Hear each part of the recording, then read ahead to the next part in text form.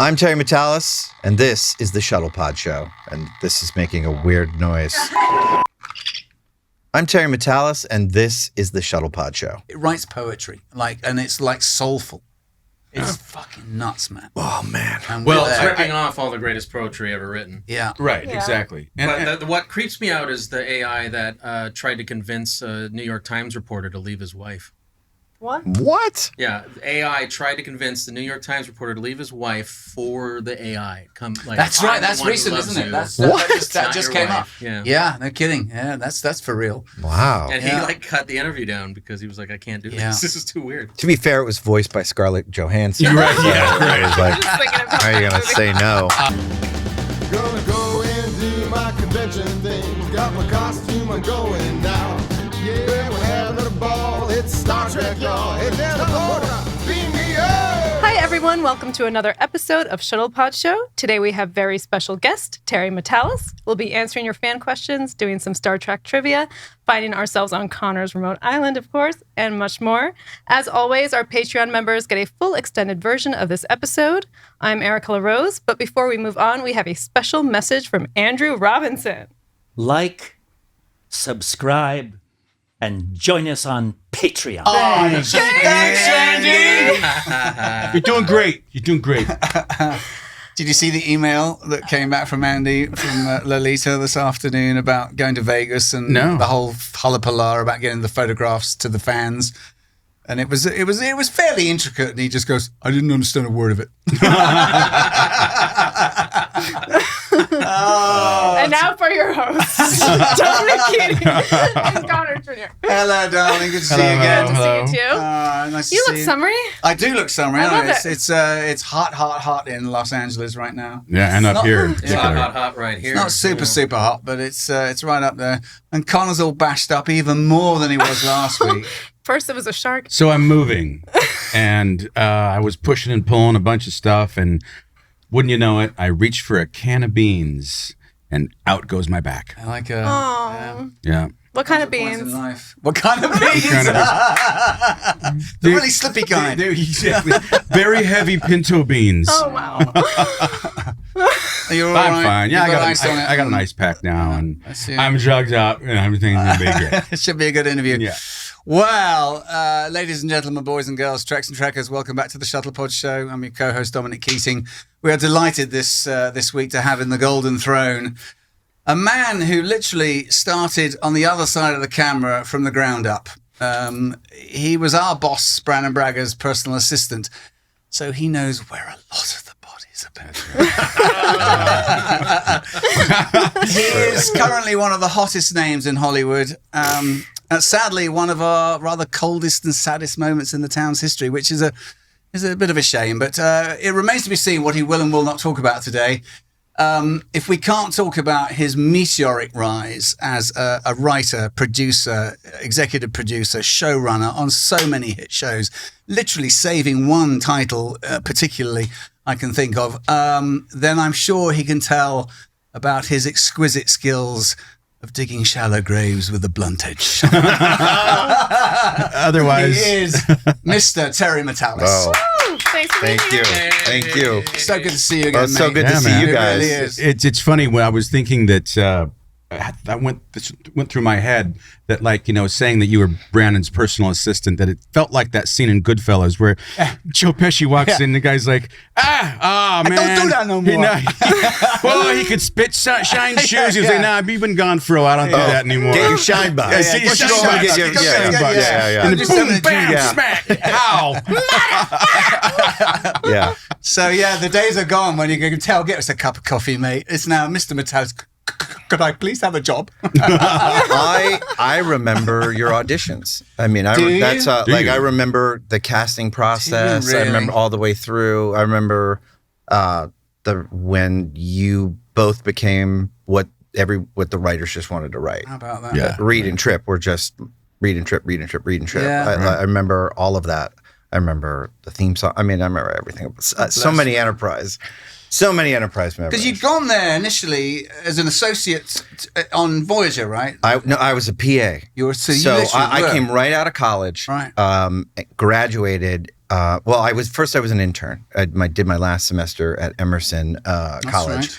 and they had an LA program, and I was in post. And then Mary Howard, who we all she might come on the show in a couple of weeks or so. I've just been in touch with her. Really? Yeah, it was her birthday. I the want to other do a day. special message. I reached Mary out to is her. like, she took me under her wing, and then I became PA. So I flew back to graduate Emerson, flew back the next day to start as a PA on Voyager, and it was Jerry Ryan's first year. So Jerry and I became friends because she didn't know anybody. I didn't know anybody. Right. And so it's been kind of crazy to do this show and take her character through that journey to be there from the beginning to it's been wild. But no, I mean, and then I started work for Brannon as he was developing Enterprise. Right. And was there through that whole. Were you lobbying to be a part of Star Trek, or was it just dumb luck? I know that you were. No, I wanted to be. I was a. You were a big fan, weren't you? Star Next Trek Gen nerd. Yeah, no, it was hardcore, and so. What did you read at Emerson then? What did you do? Television. Television. Yeah, Oh, I was making my own weird TV shows for them. I mean, one of them was about two rivaling talk show hosts, but we literally turned it into like Starfleet. Like the network became Starfleet. It was crazy, but it's all like there was so much Star Trek in my DNA. Right. And then, what. So when getting that job at Paramount must have been just golden. Well, to be on that lot, I mean, we got lucky, didn't we? So lucky. I mean, you were talking the before, last days of the golden era. Yeah. Just to be there. I mean, not a lot of shows shoot there anymore. No, certainly not Star Trek. We were talking off camera. I snuck back there when they had the Mission Impossible BAFTA screening the other night. And I snuck back and got around to stage 8 and 9 and 17 and 18, and it was a ghost town. Yeah, but just touch the doors again. Yeah, and stand there and look up at the veranda where they shot Sunset Boulevard, and it was. It's incredible. It really is. It is incredible. I was, and as a PA, you're on a bike driving around that lot. You learn how television is made by being part of every department, and they were really good about that. And so. They were. How old were you when you were 24 or something when we met all those years ago? Not to give anything away. Possibly. So 21, 20, probably 24. Yeah, 24, 25. God, I'm so old. Shut up, mate. Wow. But and then, but to be part of a show from the beginning, like Enterprise. And then you got to storyboard a couple of the episodes, didn't you? I sold a couple. God knows, stories. I pitched a few, and he didn't take any of mine. Yeah. Reed saves the day. Reed. But I remember them all. But Reed replaces Archer. Captain Reed. Right, Captain Reed. It was we had a lot of people coming in, but there was 20. I mean, they were making 22 of them. I mean. Yeah, we did 26. 26. The first 2 years, 26. Yeah. This shit. 26. I know. Nuts, huh? I mean, it was crazy. Yeah. So you did Stratagem and Impulse. Yes. Impulse was the zombie episode. The zombie Vulcan zombies. I just woke up one day. I was like, what about Vulcan zombies? What about a zombie? And they were like, that's awesome. Were zombies already big on TV at that time? No, it was before Walking Dead or any of that thing. But there was just something about a Vulcan that made it a little, because you could do green blood. I remember, anyway, I walked in and I was like, I don't know, Vulcan zombies. And they were like, what the fuck did you just say? I was like, we find a ship and it's, and they're all. You've been hanging out with Dominic KEATING again. And they were like, right. Reed goes out. It's Reed versus Vulcan zombies. And that became my first foray into television. How about that? Had you pitched before that for the show? I think so. Yeah, there was a couple other ones. There was one I sold that I didn't sell. It was uncredited. It was I remember that Russian sub, the Kursk, that they wouldn't let us near. It was sinking, and then they wouldn't let the Americans. I don't know if we made. I think they made it. The idea was there was a Klingon ship, and it was the same thing, and they were like, "Let us help," and they said no, and then we had to go help. I don't know. Did we make a show? Yeah, you did, and it was sinking into a gas giant. Yeah. Yeah. So I don't know if I got credit for that, but that was me. That was then, and then there was a couple. I'm sure stinkers. But and then Stratagem was the other one. Which So is, what other duties were you doing for Brannon then being what was being Brannon's assistant? Wow, Brandon's you're going to go right there, aren't you? let me see. Where are you from? Do you have parents? Yes. It's what is it like? I don't have Brandon? parents. I was cloned from. No, so I mean, God, I haven't thought about this in a long time. So you'd get a proper showrunner's assistant gets in before they do, and I mean, there's just so many calls. You're mostly a gatekeeper. You're mostly keeping.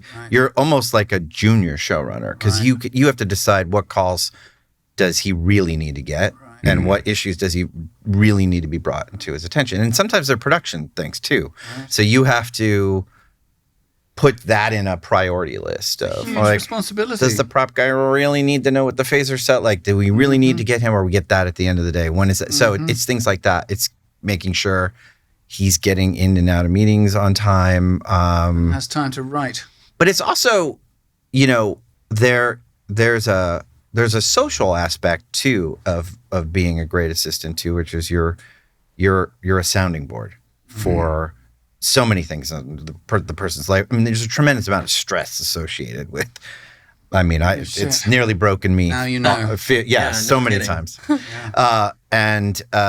So sometimes you're there not only for story. Sometimes it's like they have an idea or whatever, and you're jumping in, and that was where Brandon was like, "Oh, you actually are good at this."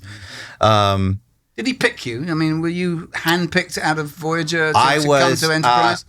kind of, yeah. Do you remember Mikey O'Halloran? Sure. It was before, Oh, yeah. Well, he became an editor. Yeah, he was doing it for a long time before that, and Mikey was like, "Not a lot of people have the tension, the thick skin Yeah. of what it is." But then because he and Rick would go and start breaking stuff together. So I would be in the room and the dry erase board for like one night in sick bay, or the night at sick bay. Right.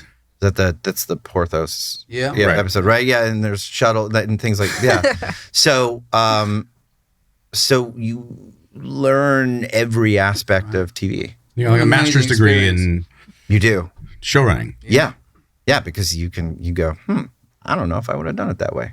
Or, I wasn't going to do it that way, and they did it smarter. Like you learn so much. And then there's I mean, the hardest part, again, doing 26, is you're writing, shooting, and posting all at the same time. Yeah. Yeah. And They were never more than 3 episodes ahead, really, were they? I mean, I don't remember it being more than that. three. I don't was think a- they three were. was a luxury. That's generous. It's generous. I think they started at 3 or 4, and then certainly And it lagged by quickly. Christmas you're dead. And then you're trying to catch up. They're writing through Christmas, and then You'd think and they then would have it's- taken one of my Reed episodes, I tell you. Yeah, they didn't take anything. No, not a one. I got close on it, and they were Reedish. They were. Come on. What were they? No, literally. Come on, let's do it. I had an environmental buddy at the time. We pitched 2 or 3 that were sort of environmentally minded, and Brandon kept saying that they were too high-minded and preachy. It was the word I remember. It's just come to mind. Star Trek. Yeah, the couple I pitched were, that's not quite Star Trek. And then I swear to God, a couple of things showed up into some episodes, and I was like, I think that was somewhat of my story. So that was. Did you just pitch your ideas, or did you write a script? They were outlines for stories. Oh, okay. No, it wasn't a script. They were outlines for a script, for a story, for a script. And Brandon was famous at recycling shit. I noticed, that show you did, Terra Nova, was one of our episode titles. Yeah, but he didn't actually come up with that. That title. wasn't his. No, That wasn't his. No, he just out and out stole it. no, that was it predated him, and then they brought it to him. Yeah, boy, Terra Nova. Yeah. That was my first staff. That was my first job. First writing. That was after leaving Enterprise. Yeah, Wasn't it? Steven Spielberg, Right. time travel dinosaur. Was that Mark O'Meara's show? Was that him? Was it Mark? Was that the lead? I think it was, wasn't it? No, it was. We're gonna embarrass him now. Oh 'cause I God! Which was Mark O'Meara's show? Was that Threshold? Was Threshold the first show you did with Threshold? Yeah, but I wasn't the a first show you staff did writer for after- Threshold. But that had Brent in it, and Right. an Yeah. incredible cast: Carla Gugino, Brent Spiner, Peter Dinklage. Yes, That's right. That was I was up for that and nearly got that job. Peter Peter Dinklage? Yeah, it was the mathematician. Oh genius. yeah. And when Brannon finally told me that he'd gone to this small actor, I said, well, he's clearly half the talent I am. Oh, Dominic. Cut to many Emmys later, and yeah. So Right. And the rest is history. Right, the rest is history. how do you go then from being, Brannon's assistant and learning all of this to then the next level up, staff writing? Well, I didn't think I wanted to be a writer. I knew at first I went in there specifically. I was like, oh, I want to be a writer. Then a few years on Enterprise, being around them, I was like, oh, these people are miserable. This is way too hard. Right. And I was like, I think I just want to be like development. I was going to work development for him. I brought two things to him. I brought Transformers. I brought Transformers as a movie and Game of Thrones. What? Yeah, I literally brought Game of Thrones, but to way before. So HBO. And- Game of Thrones were books, weren't they? Yeah, so books, yeah. You were into that. And George R. R. Martin was he would sign at a place, Dark Horizons. I think it was a science fiction bookshop. Someone, if I got that right, in Sherman Oaks. So you And built I read the idea. first two books and I was like, my God, this is like, but it was serialized and it wasn't anything he was going to be able to bring to CBS Paramount on that deal. They were not going to be interested in fantasy. Sure. But yeah, I had it. I had it. But HBO, like, my God, I would have destroyed it. It would have been my fault if it had gone through. Like, it would never have been what it was. Right. And then Transformers, when they started going live action, it's my friend John Fox, actually, now we're very good friends, came to him and he got very close. And then he was like, I don't know, I can't. Talking robots isn't me. I would see her and I'm like, but it's me. I'll tell you exactly what to say. But it was he's Talking like, robots, it's not me. He passed. Get that T-shirt. But ultimately, I just started writing with my writing partner at the time, Travis Fickett. Yes. And You guys met at college, right? I used my college roommate. And just one day I started writing this time travel thing. And I got halfway through it. And then So that was Splinter. it was called Splinter. You know, your research here is very good. Very good. So now, You knew this, right, Connor? He knew it. Yeah, of course. So well, let's get to Splinter because Yeah. Splinter becomes Splinter. 12 So Monkeys. yeah, Splinter does. So you get it in front of Atlas So Entertainment. I just sit down because I'm like, we need a writing sample, and They'll come a week. but the dog's cute. You got the dog. You got the dog. I'm a listener. You're a listener. I'm a listener. I'm gonna. In fact, this is. I'm gonna. Yeah, just tell him. So Connor. Yeah. I sat down and I started writing this. I just started writing, and it was very similar in ideas. It was about somebody trying to come back in time to stop. And I got halfway through it, and I turned to my writing partner. I was like, I just did this. He's like, what? I'm like, but I'm stuck. And he's like, oh, well, I know how to get out of this. And then we wrote the back half together, and we turned into our manager, and our manager's like, it kind of feels like 12 Monkeys. Maybe we should go to, it was like the beginning of Atlas. the IP Right. crazy thing. Right. We went to Atlas and they're like, we've actually been trying to figure out how to do 12 Monkeys shit. as a TV series. And they had always thought about a sequel. And we were like, well, this would be a kind of a reboot. And so that we just changed a bunch of things from it. And it became 12 Monkeys. And then we went out, we got very close with BBC America really wanted it. And then Universal was like, no, we own it. And then the Sci-Fi Channel passed on it twice before they decided to make it. Shit. Yeah, it became a thing like 3 years into it.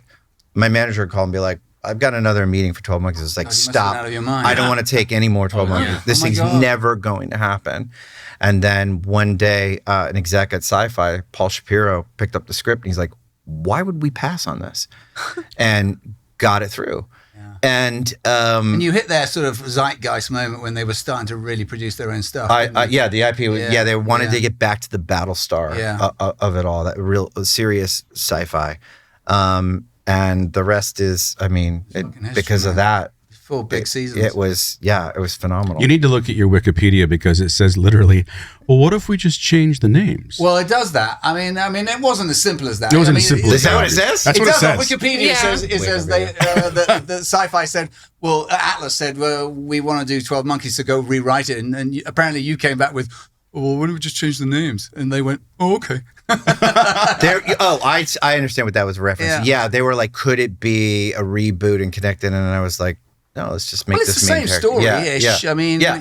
and you change, obviously, the Goins girl that was Brad becomes the girl. Yeah. Yeah. And, but that character wasn't in Splinter. No. And so Right. we knew by the end, we were like, well, we knew there was no one was going to do Brad again. Right. So we were like, let's give it to some amazing woman. We found Emily Hampshire. That's who a good was- thought. And Emily thought was that bit through. Did She was they very give good, you the girl. notes when they passed on it the first few times so that you were inspired to go back with it? Or It's time travel, I think, scares everybody all the time. yeah. Now. God, it scared us Yeah. when we read time travel episodes. I mean, and our time travel wasn't great. You get Future Man. I remember Future Man. Future Yeah, Man. It was cool. It was cool. Yeah, that's cool. I read in the Wikipedia. You said if you have to draw a straight line through a dry eraser board with your time travel line, you're in trouble. If you're drawing your plot, Yeah. well, that was a rule on 12 Monkeys. Wikipedia. So I was impressed, but really all you did was my wiki. No, I've done more research than that. Well, I get it. Trust You, me. sir. I've made a few calls. Oh, I guess you did read the wiki. I read the whole thing. No. Oh, you wait. So on 12 Monkeys is very intricate, and it had if you go and watch the show, there was always a plan. There was always a timeline, and we knew exactly how we were going to end, which was kind of rare. But in the writer's room, if you were struggling with an episode and you had to draw out, well, then it goes back here, and now it changes this, and now you're here, you might be in trouble. But so that was where that's where that quote comes from. Because you can't do that in an episode. Like, if you're not getting the sort of emotional drive of it, the feeling of it, really good time travel is emotional. You know, I gotta get my parents back together. I need them to fall in love. I'm not, but it's emotional. It's about him connecting with this Back to the Future. You loved connecting Back with to the Chris. Future, didn't you? Of course, It's yeah. your go-to, isn't it? And so that it didn't mean we wouldn't do complicated time travel stuff. It just meant that if you spent 5 minutes explaining the plot and you're still like, what's going on? Right. And you had to draw it wasn't working. And also, at least, but that's just episodes suffer from that. That's just me. I think. Yeah, I think so. They got combobulated and confusing. Did you learn lessons from your time working on Enterprise about what to do and not to do? On Enterprise, not really specifically. Enterprise was, it was when Manny came on.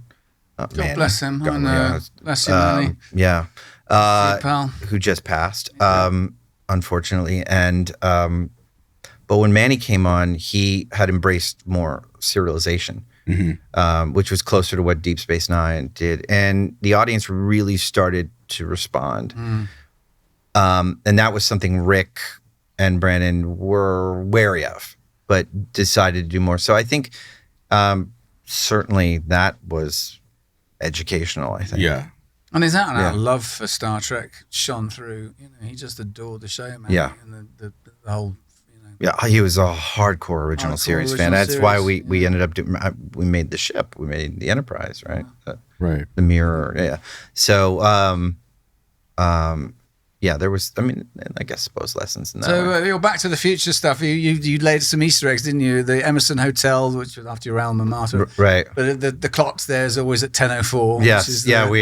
We hit it as many. We had there was an FBI agent named Robert Gale, is named after Bob Gale, right? Who wrote Back to the Future. You got Chris Lloyd in on the season 3. And we got Chris in. What a big... And we got to make him an evil time traveler. Yeah. So he was the opposite of Doc Brown in every way. I watched, and that was episodes just last night and the night before. Yeah, he's great. He looks great. He came on. Had he done much acting up until coming back on the show with you? I mean, where had he been? He had just was like, I really want to do more and more. And I remember, it's Christopher Lloyd. He's like, I grew up with from like Lone Ranger. I don't even remember that early 1980s Lone Ranger movie to. He's in that? Yeah, he's the villain. Yeah, he's the villain in it. Yeah. Oh, that's right. Yeah. To Star Trek 3 to all these things. So like Who Framed Roger Rabbit? Roger Rabbit, of course, everything, and and of course Taxi. I mean, Well, like, Taxi, right. I was gonna say. So so he comes into the wardrobe and he's like, I love this character. I love him. And I'm like, oh my God, this is so cool. He loves my character. He's like, I have this idea. That's a very good suggestion of it. I love it. I want to shave my eyebrows for it. I'm like, what? He's like, I just think it would be really weird. And I'm like, it would. And so now I'm like, I'll write another show. do I talk Christopher Lloyd? Out. And then I'm like, why would I do that? If this icon of film and television wants to shave his eyebrows for this role because he thinks it's Run with it. You do that. I'm like, if you want to do it, Yeah. right on. And he totally did. Fuck yeah. Good bless. But then he left him on, I think, when he came back later on. I think he was like, that took a while. Yeah, that's a lot of work. Yeah. So I know the other thing, you love DeLorean cars, yeah? Oh, yes. And you saved the original, That's in my Wikipedia. which is in your Wikipedia, which is in the So- Peterson Museum Yes, here in LA. it is. Yeah, we restored those cars. And then you got the second one, Yeah, which you have at home. I do. And rents out from time to time. I do. Well, mostly Universal uses it when they have like a Super Bowl commercial Right. or whatnot. Did you drive it around town? No. You never did. That thing's a death trap. I was going to say, they're pieces of, I mean, they're not great cars. No, they're not great cars to begin with. Yeah. Now add 250 pounds of metal and aircraft. 250 pounds of cocaine in the trunk. Cut your visibility because there's no windows. nothing. But I mean, there are fans that do that. Do the doors work? Oh yeah, everything totally work, does yeah. everything.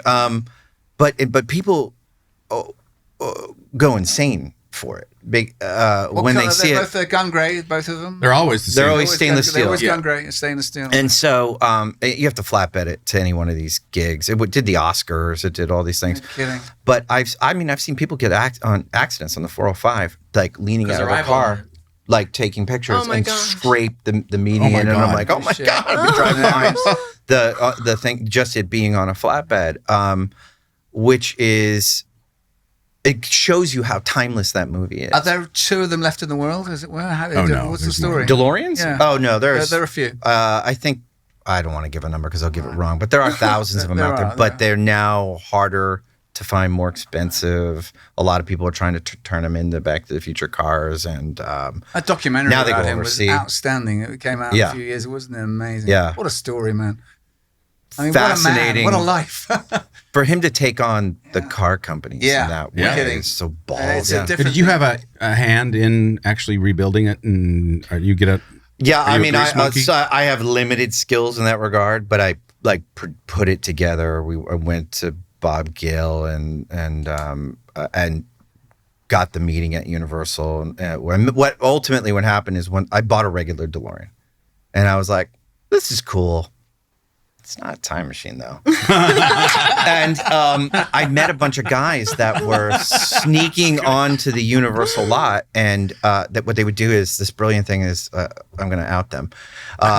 They would go to the prop shop, which closed at 6, and stay there. And then the sun would go down, and then they'd sneak. And the Universal had left the real car outside for 25 years. It had rat nests. God. Every animal in the world had made a nest in it. Oh my God. And so, You see the studios? You see?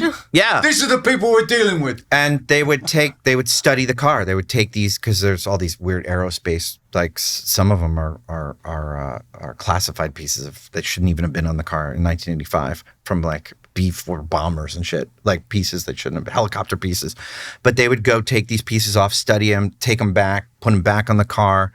And they were hush-hush because they were making replicas. And so they would go find those pieces to make their own. So I said to Bob Gale, I'm like, these guys are amazing. They know it better than Industrial Light and Magic does. And they should restore. They know more about it. Because normally they give those cars to like these companies to do, like, fix it up. And they're like, we'll put some staples in. And they had already done that a bunch of times with the car and like put a bunch of bullshit on it. And so we went to Universal with Bob, and he's like, we got to fix this. And got to put together a budget, and the fans restored this car. Oh, wonderful. And it would, it was. Did they copy Crazy what time. they've been doing? previously? It's when a corporation's so big. Like, the first thing the head of Universal came out, the head of the theme park came out and said, he's like, wait a minute, this is the real car? They didn't know. Wow. And so that just goes, I mean, how many jobs had passed over since the movies had ended, and they didn't. Right. No one was keeping It's tabs surprising on that it. they just had it sitting there. Yeah. Not really. No? I mean, when I think back to our props department, I mean, when they sold off all our stuff, it'd all just been sitting in that fucking warehouse in the corner from the back of 17 for 20 years. Yeah. Yeah. And at Some of least those- that had a roof over it. But Right. I'd love to talk a bit about Picard. I think Are you we up for that? can. Do you I think- think do- we I can. don't think Don't we're- watch it. We're not promoting Don't it. that's don't right. watch it. Watch it after the strike Just don't watch it. ends. And if we can't talk about it, there's going to be elevator music for the rest Right. of the day. Elevator music for the rest of the episode. Yes. That was already a copyright. Like the John Oliver show, whenever they talk about the Queen back in England, Oh. it goes blank. Right. God bless her. So you come on season 2. They've had season 1. It's Yes. gone okay.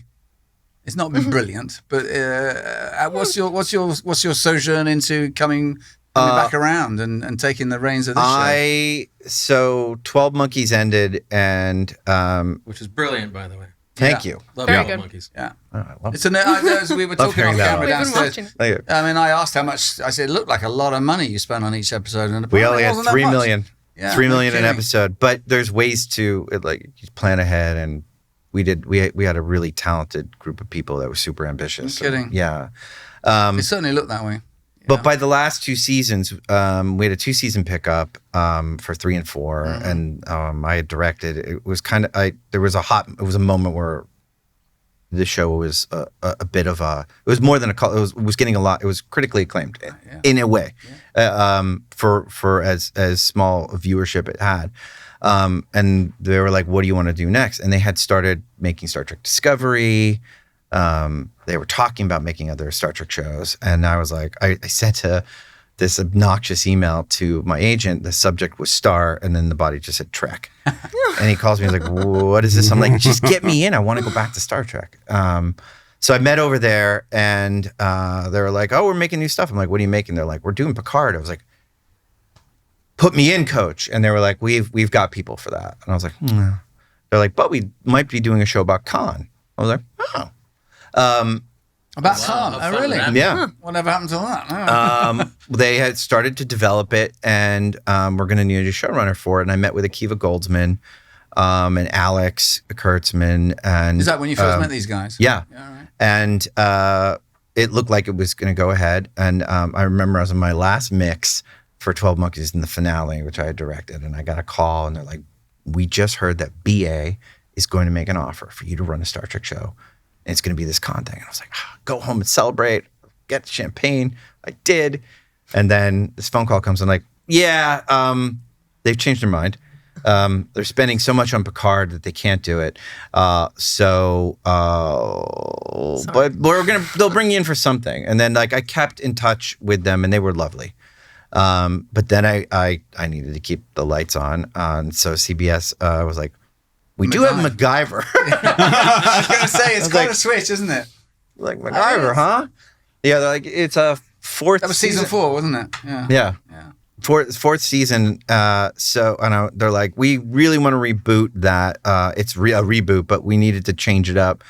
And could you do Mission Impossible?" I was like, "Yeah, I can do that." I brought in Jerry Ryan, actually. She played the villain. Okay. She played this like Elizabeth Holmes psychopath. It was really great. Right. You should check it out for that. Right.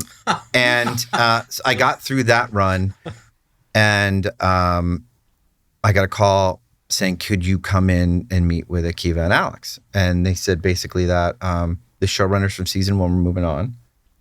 Michael Chabon was going to make his book, Cavalier and Clay. And needed to go concentrate on that. So could you help Akiva co-run season 2 with Akiva, and then season 3 will be yours? And I was like, "That sounds cool." and that At was this point, that if was you it. you and Travis don't go as an item together on every. No, Travis.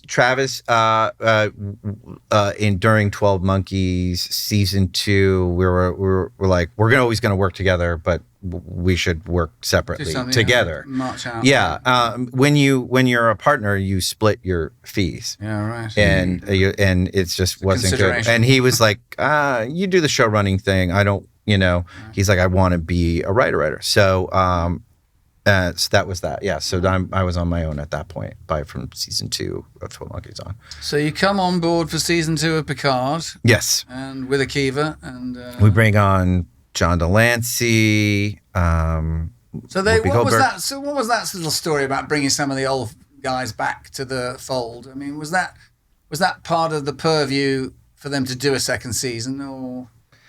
I don't know. I think they had decided 3 seasons and done before. As they went to launch, I right. think they launched it and they're like, Right. we'll do 2 more. Right. That's a big commitment for them. It's a big commitment, but I think the show premiered huge. I mean, it's part of launching Paramount Plus. Right. It was, wasn't it? I'd forgotten that little tale. Yeah, you're right. So that was big for them. And then we went through. We're still the jewel in the crown, Mark. Yes, I know. Let's face it.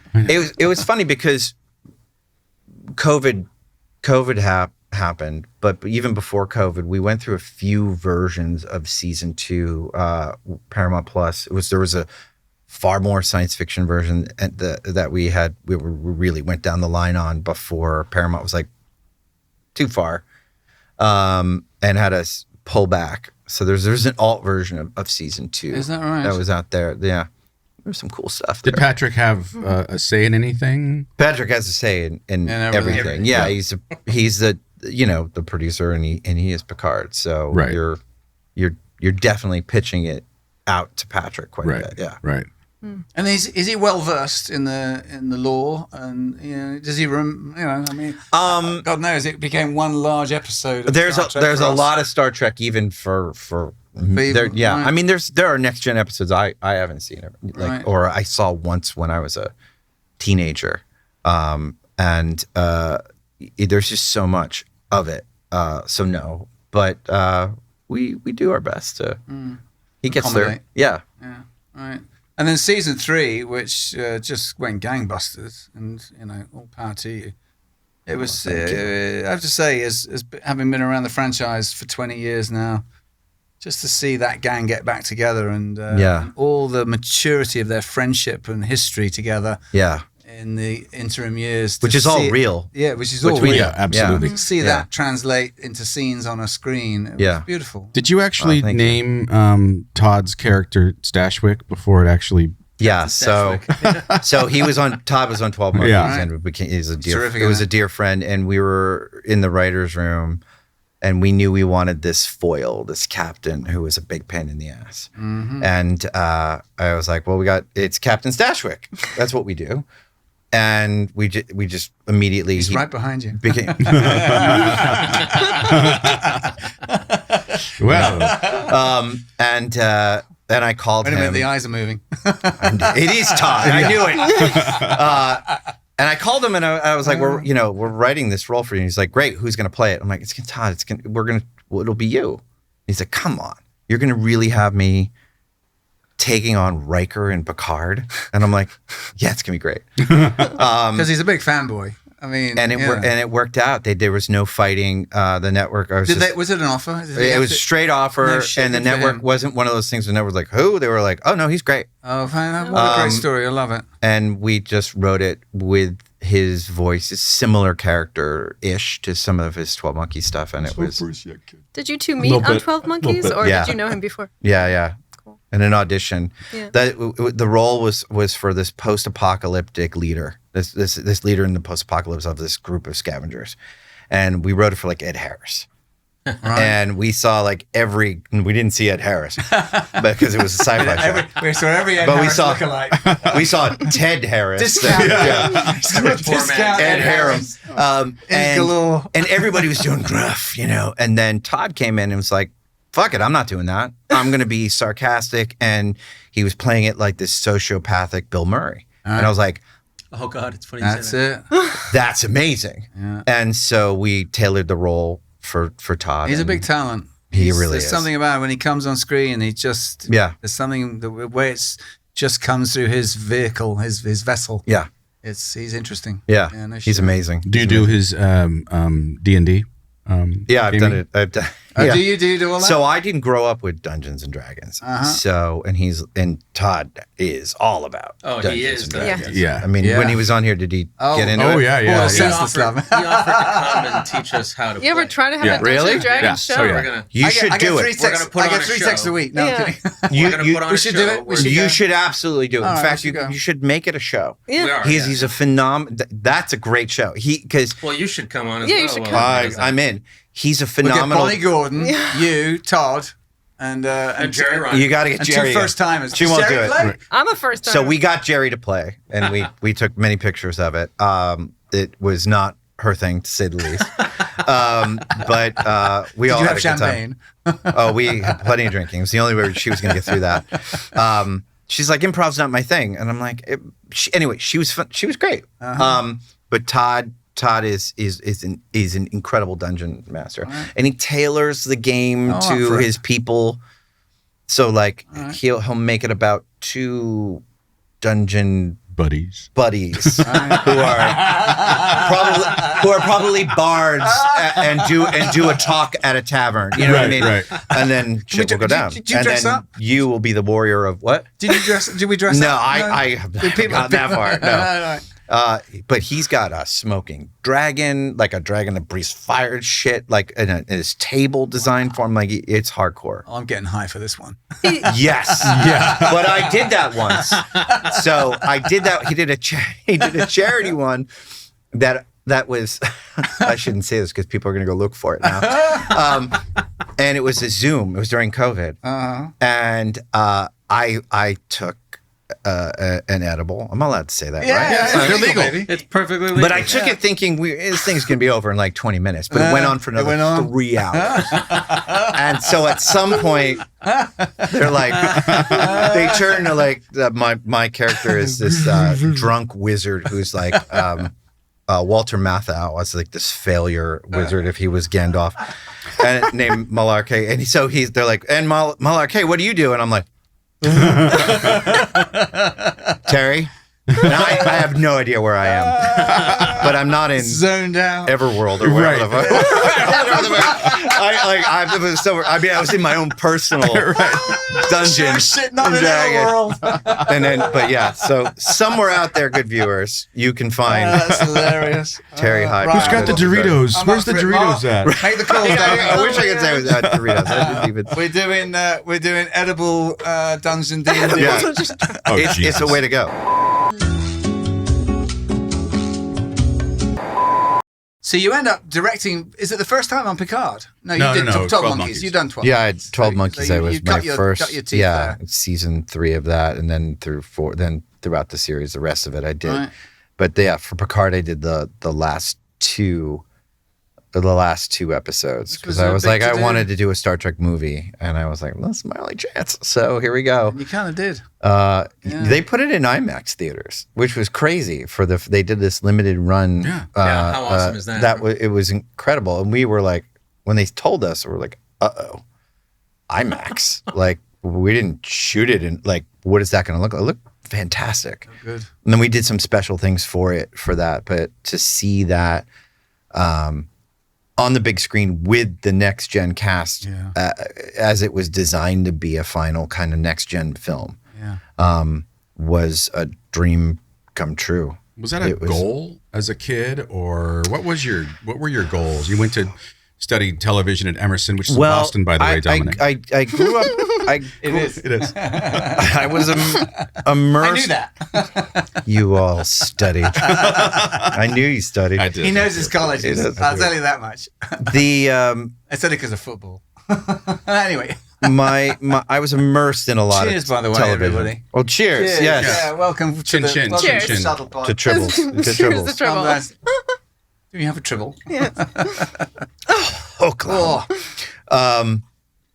Well, I don't remember. Where are you As from? a kid, were you yeah. interested New Jersey. in- Where did yes. you grow up? But were you interested in what were you? Yeah, interested in? so I was immersed in a lot of film and TV. My dad loved it, so he had Just as a spectator. spectator, but also the making of and behind. I mean, we had a VCR and like illegal tapes early on. So like we had Star Wars and E.T. that was probably filmed by somebody. Return of Did the he Jedi. know how to film things? No, 3 he weeks in didn't do that. advance? Oh, you bought those at Times Square, He'd right? go buy. Yeah, I don't know where he got it, but it was like the first video stores like you could get bootleg stuff. Right. And we apparently had bootleg. I wasn't aware they were bootleg until like the official releases started to come out 5 years later, and Right. you're like, oh, the thing we had wasn't real. But also television was a big thing. Thursday night NBC from Cheers and Family Ties and those. Right. Those were the days. And then the Star Trek movies were always a part of my summers whenever they would come out. Star Trek.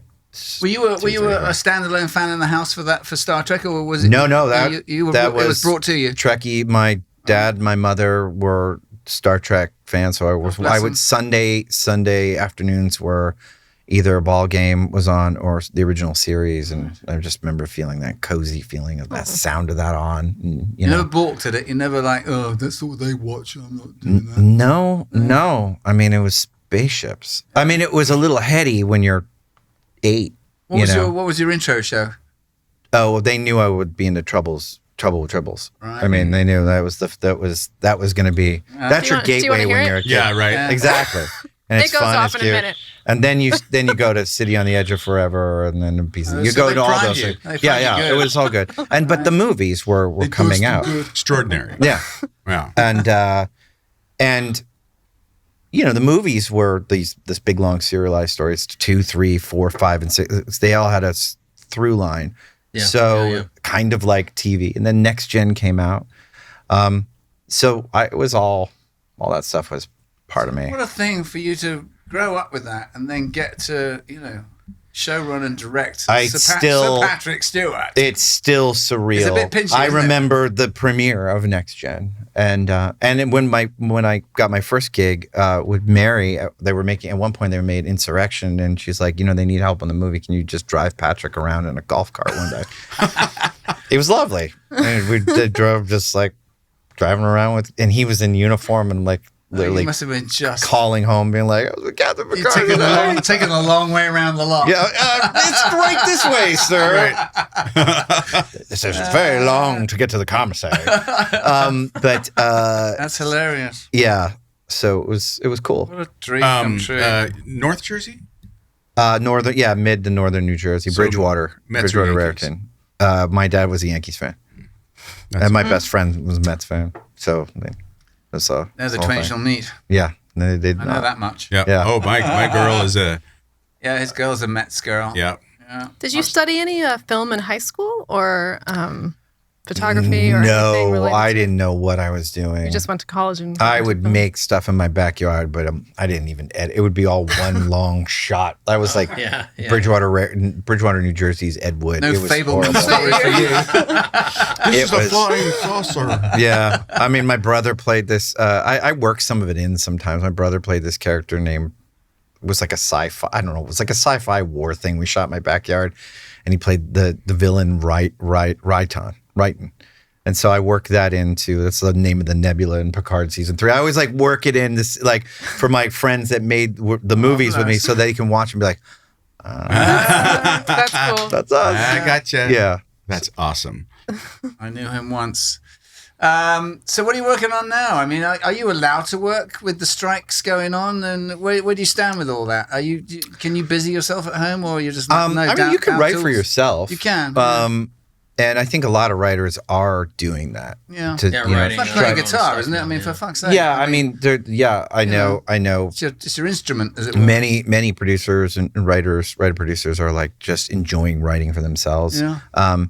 I did a little bit of it, but I've also been working nonstop for 7 years. So Having a break. it's kind of nice to be like, do a strike line and be out in the sun. And I mean, not that it's not horrible, because we're just, the entire This is industry a report that Universal is at just cut all their trees. Yeah. Out of nowhere. What happened with that? Did they were doing an They got investigation. fined by the city. $250. Yeah. The fuck. Are you serious? Serious. So what they're talking about right now is Universal Studios has been remodeling their Barham Gate, the Burbank side, And it's Studios city Gate. trees and that they're there's not a bunch responsible of trees for. on the sidewalk, and now that they've finished all of the construction, they trimmed those trees along the sidewalk, and people are saying they did it to kill the shade Yeah. for all the strikers. Yeah, because you're not supposed to cut those trees in the summer. You're supposed to cut those in the exactly. winter. Cut Yeah, 'em, precisely. correct, So, Yeah, they said it was their annual tree cutting. Bullshit. yeah. Well, I've been driving around that corner for 24 years. I've never seen they've those never trees trimmed those. once. My office was one of those windows for Yes. 12 monkeys. Yeah. And they've never trimmed. Never that trimmed shade has always been there. It has never been as Yeah. sunny Yeah. as it is. They're fucking Yeah. asses, man. Yeah, it's horrible. It is horrible. Can Terry, do you mind talking? Just a lot of fans of the show have been writing into us trying to understand what the strike is about and why it's important. And Oh boy, how is you're it gonna make me affect do that. us? Well, Well, I mean, you don't have to. No, I'm happy to. It's not. It's about so many things. For writers, it's about residuals. It's about protecting the writers' room. These orders and streaming has sort of changed everything. It's changed. Certainly, it's not the residuals that we were all. Certainly, you were all used to. Back in the day. So now with streaming, it's a tiny fraction It's of a it, fraction of it. It's a different industry. But also, there's smaller orders. There are 10 episode orders. There are 8 episode orders. There's 6 episode orders. They have holds on writers in those writers' rooms so you can only you've only worked for 6 episodes, but you're on hold for half a year, and you can't work on other things. bullshit. And they want to make those rooms smaller, and the writers' room. It's about protecting the writers' room a lot of it, but there's many issues. Residuals, though, is certainly the biggest. How did we get here? I mean, how did these contracts become so? Tech bros. Yeah, I mean it's streaming. It was Netflix just changing the game entirely. And there were enough people out there. The younger writer who wanted to make a name was prepared to work all night for a quarter we of the all money. have been Well, there. God, I spent 2 years Yeah. sleeping under my desk, working for Carrie McCluggage And and, David you're right. Foster, and making very little. Yeah, they also make a lot. So you have 8 episodes, 6 episodes, but you could go from find a way like there was more television being made than ever before. Yeah. which is nice. So you are like, I'm staffed. Yeah. But then you're like, but I'm screwed because I'm staffed because you're not making any money and you're stuck on these things. And so it's really protecting the younger writers and the sort of middle class that this industry is getting harder and harder for every day. We haven't even touched on the GBT stuff yet. On the AI. No, The fact no. that they just kind of want to gig you to come in and clean up what the Yeah. computer wrote. Yeah. And Michelle frightening. Hurd, who's your SAG, who's phenomenal, was on Picard. No one can speak more eloquently about it Agreed. than her, and the issues it means for actors and actresses. It's the same thing that you get these holds and what you're not getting. It used to be in the network time. We know. We knew a couple of actors. Eddie's one of them. That they would just keep an actor at a network and pay him a ridiculous amount of money per year. Yeah. Looking for the sitcom that they were going to put him in. Yeah. That happened to Joe Flanagan. Joe Flanagan. Yeah. And I was never one of them. No, me You ever neither. get close? No. Oh, God, no. But if you're on a show, you're doing 22. Back in the old days, or 26. And on a You're proper 26. network for $75,000 an episode. But 10, And maybe some more. 10, again, if you're doing top a show and you've only done 10, but you're not in every episode, it's a middle class, Yeah. It is. blue collar job. Yeah. And it's hard. It's particularly hard to, social media is, don't even get me started on Trek Twitter, but it is very hard to convey because again, through so much of the world, it's showbiz and it's fun and you guys are rich and having fun. It's like those are the thoughts that are running through my head as we got into this chat. it's not that It's not that. at all, and and the hours, these are 14-hour job too. It like you're not 16. making money. You're only making 16-hour. Yeah. And so it is really hard. I would suggest looking up everything Michelle Hurd has ever said on it. She's so amazing about it. But it's a hell of a thing. So this is a trench fight right now. We're in the trenches. And also the fight, at least for the actors, since COVID, we have been responsible for our own auditions.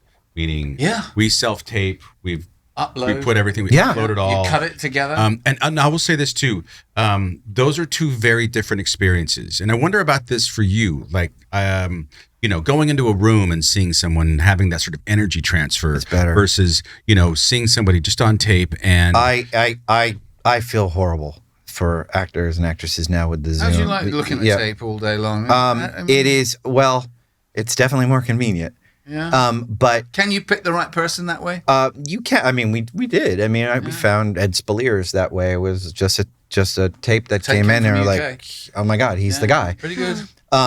But what you don't get is the chance for someone to win you over. Because I've been for 12 Monkeys. I've been like, they come in and you're like, this person's wrong, right? But you're forced to be with that, and then about halfway through, you're like, oh, what was that? Yeah. Okay. Do that again, Bubba. Now you can have Zoom. I just did a pilot I didn't just do a pilot, but back in December, Witch Mountain, we were able to do Zoom notes on it. Right. It's not the same as being in a room. No, because especially when you're out of time as a showrunner, like someone comes on and is like, "Hi, I'm Jack," and you're like, "No, you're not." Click, and that's it. Right. And that person worked for maybe a week on that, and I feel gross just doing it, but I don't have, that's what the game is, right? Exactly.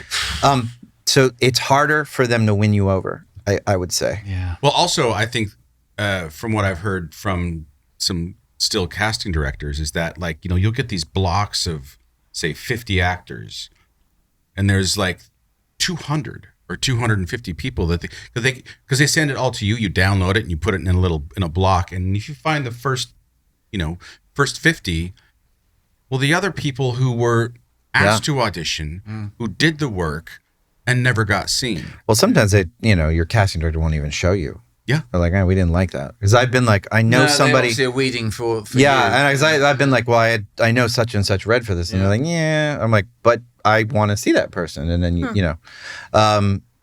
it's all changing, know, and I don't know how this shakes out. I think certainly these companies have to come to terms with their artists. Like, there's just no way this is going to continue. I don't know about that because, I don't know if you were here for the last strike, which invented reality TV. No, I was working for Brandon. You just got here, I think. Yeah. And so, what did? They just plopped in like, I'm a celebrity, get me out of here, or yada, yada, yada, any number of reality shows. But ultimately, it's going to correct itself. But what I wonder is, do they just make less?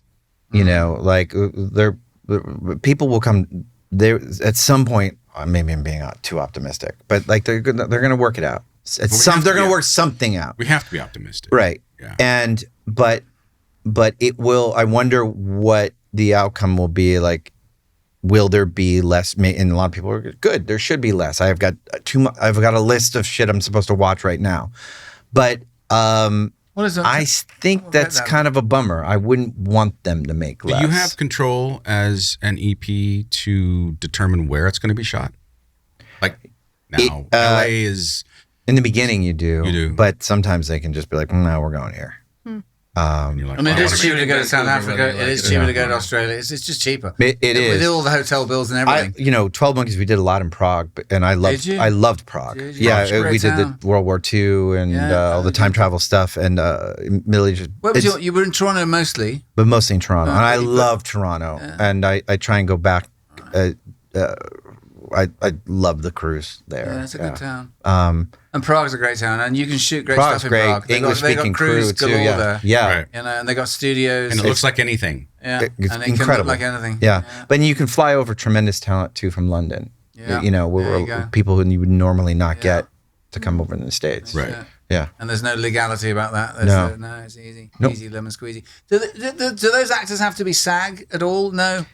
It's a SAG show, isn't it? It's Canadian unions. It's a SAG-AFTRA show. But if we're shooting in Prague, it's a good question.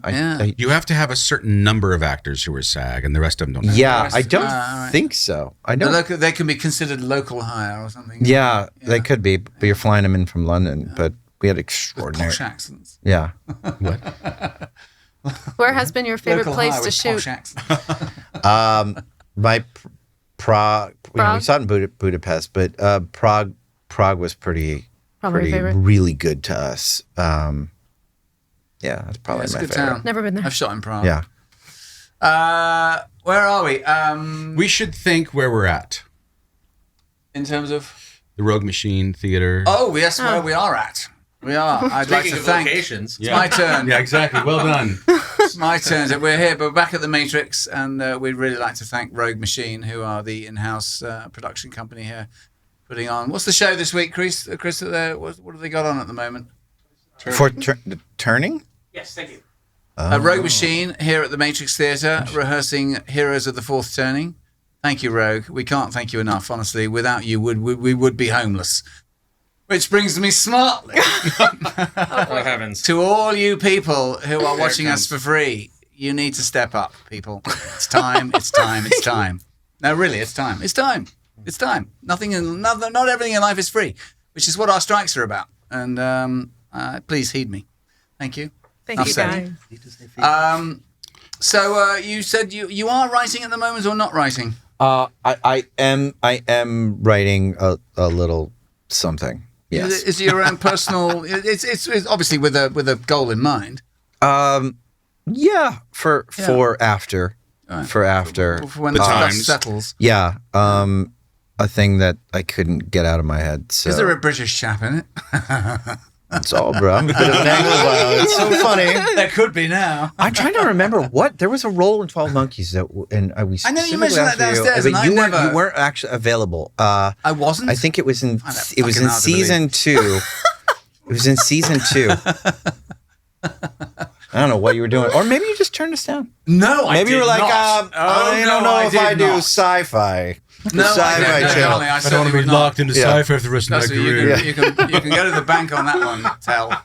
I did not turn you down. I don't have any remembrance of ever being asked about 12 Monkeys or a part on it. So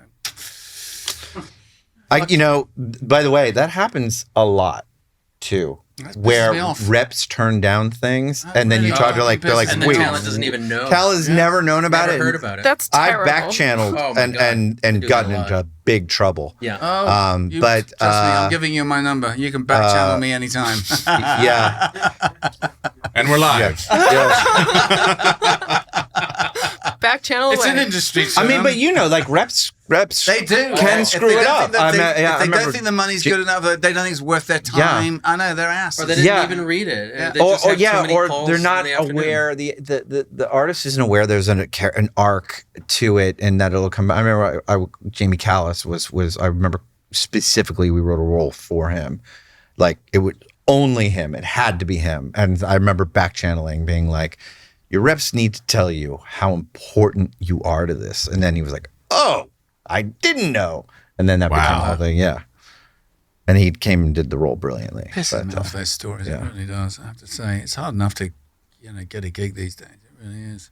You would have thought, anyway, and then the golden age of TV, as it were. What do you think about all this AI stuff? I mean, I've watched so many segments on 60 Minutes and the CBS Sunday Morning Show about, I wasn't quite aware.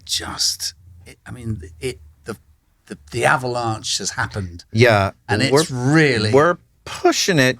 We've made enough movies and science fiction to know we shouldn't really be going so hard. It is. It's going to get intense, isn't it? It is, and it's only getting better. Like when you see these movie trailers that were designed with AI, and you see how good they've gotten the likeness of an actor. Yeah. It's. Yeah. I mean, They can 10 years from now, you'll be able scrub to you. say in your phone, "I want to watch Indiana Jones 7 with Harrison Ford and Todd Stashwick," and and it'll put together a thing. That's from That is disturbing. Yeah. I just it'll be a scrubbed version of whatever you order Yeah, up. I mean, it's digesting all this other content to turn it into things, and I've, but I think it's also up to it's the strike, but also your representatives to be like you can't likeness, and I mean, I remember actor likeness was an issue going back forever. Yeah. Still a paltry check. And yes, I have to say, yes, it is. It's pathetic. Yeah, I remember signing off on the mugs and T-shirts and the action figure. Yeah, yes, I owe myself $1. It is disturbing, and I think for writers they're worried about scripts being and I mean I know producers are trying. Like there are producers that put together pitch decks and stuff with AI, and I was like, really? And then you read it and you go, oh, you did this with AI. Yeah, well, no. And then sometimes you're like, that's pretty good.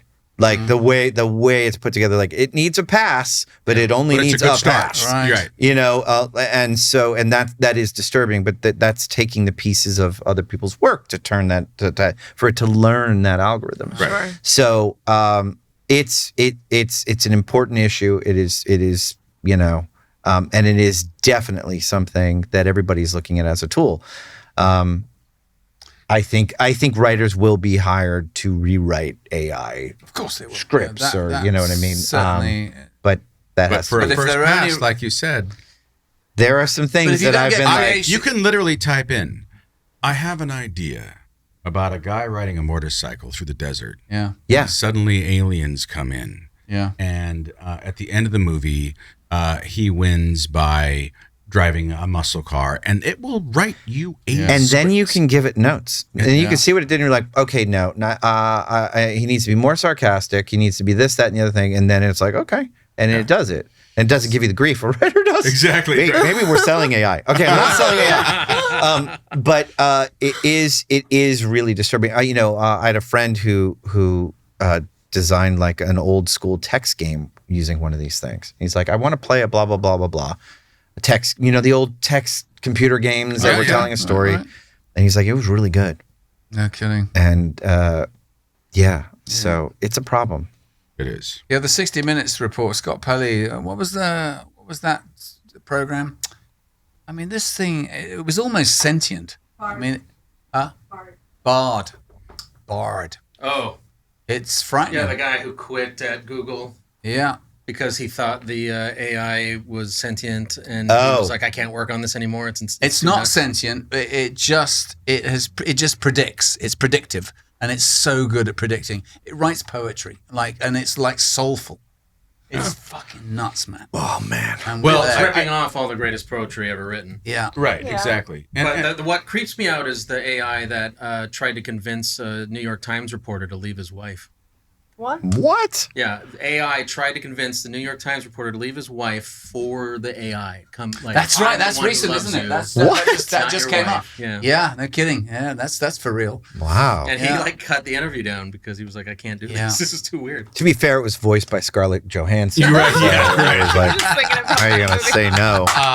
Honestly, I And I saw that movie and we all thought. I think on that note, we probably have 5 or 6 Chat GPT questions. Amazing. Non-fans.